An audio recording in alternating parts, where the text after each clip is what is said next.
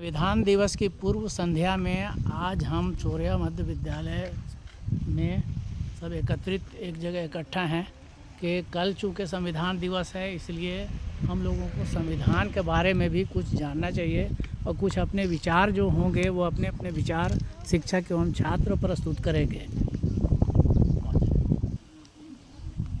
अब बच्चों में से या बच्चियों में से कोई भी खड़े हो जाओ और संविधान के बारे में बताओ। कौन खड़े होगे? बताओ।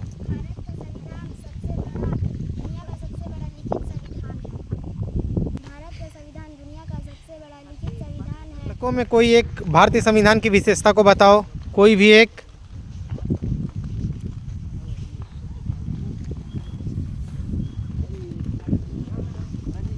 भारतीय संविधान की प्रस्तावना को भारत का आत्मा कहा।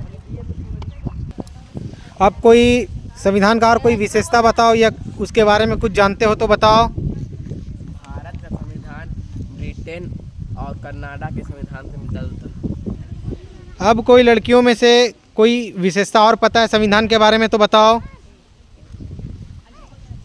को देश और व्यक्ति को मूलभूत अधिकार देना है। चलो, अब और कोई कुछ बताना चाहता है संविधान के बारे में? भारतीय संविधान में कुल 214 अनुच्छेद हैं। हमारा वीडियो को फिर हटा दिया जाएगा, फिर से बुलवाएंगे तुमको।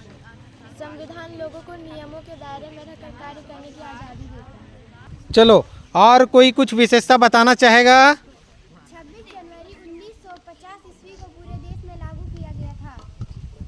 चलो, अब कोई और कुछ विशेष चलो और कोई कुछ संविधान का विशेषता बताना चाहोगे? संविधान को बनने में 2 वर्ष 11 महीना 18 दिन लगा। चलो, लड़कों में से कोई अब और कुछ विशेषता बताना चाहोगे? बोलो। संविधान का जनक डॉक्टर भीमराव अम्बेडकर को कहा जाता है। अब मैं विद्यालय के शिक्षक अरविंद भगत जी से अनुरोध करूंगा कि वो संविधान के बारे में दो लाइनें कहें। भारतीय संविधान सभा की पहली बैठक 9 दिसंबर 1946 ईस्वी को हुई थी और इसमें संविधान सभा का अस्थायी अध्यक्ष डॉक्टर सच्चिदानंद सिन्हा को चुना गया था। 11 दिसंबर 1946 को संविधान सभा की दूसरी बैठक थी, जिसमें डॉक्टर राजेंद्र प्रसाद को अस्थायी अध्यक्ष चुना गया और भारतीय संविधान को बनने में 2 वर्ष 11 महीना 18 दिन का समय लगा। भारतीय संविधान ने भारत को चलाने की शासन तंत्र को चलाने के लिए कानूनी ढांचा तैयार किया जिससे देश बड़ा सभी जो बाल संसद का गठन किया गया, उसके द्वारा ये पता बच्चों को ये ज्ञान प्राप्त करने के लिए कि संविधान का मूल्य समझने के लिए और संसद को भी जानने के लिए।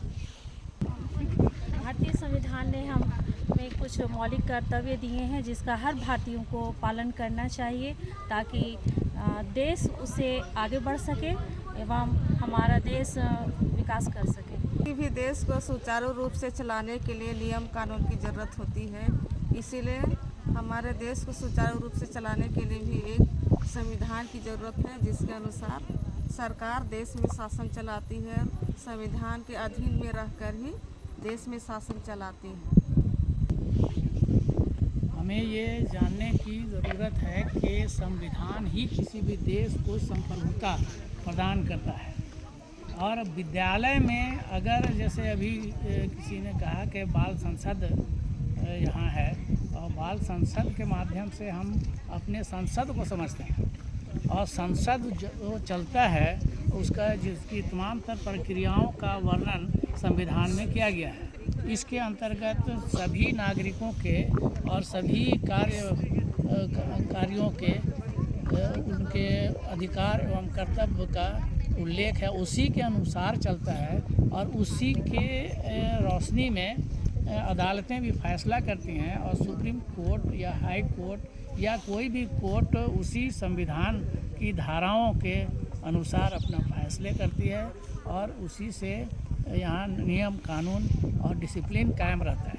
तो अभी जैसे बाल संसद से जोड़ने का प्रयास किसी ने किया था, किसी मैडम प्रभा जी ने, तो इसका मतलब यही है कि विद्यालय में भी अनुशासन स्थापित रहे और इस अनुशासन को अगर हम समझेंगे तो हम संविधान को भी समझ सकते हैं।